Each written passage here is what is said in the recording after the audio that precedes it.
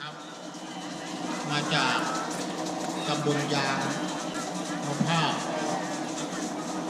นะครับอำเภอม่วง30จังหวัดอุบลราชธานี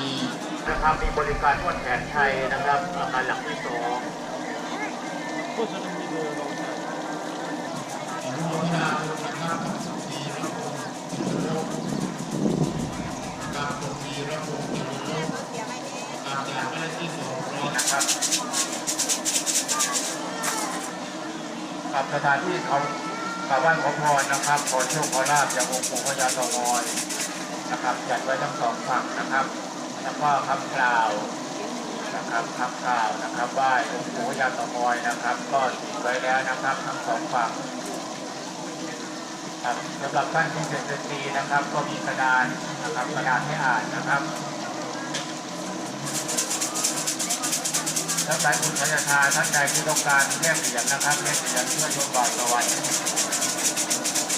นะครับเชิญนะครับที่โต๊ะประชาสัมพันธ์นะครับด้านซ้ายมือแยกเหรียญโยมบาทสวรรค์นะครับเกิดโชคขอพร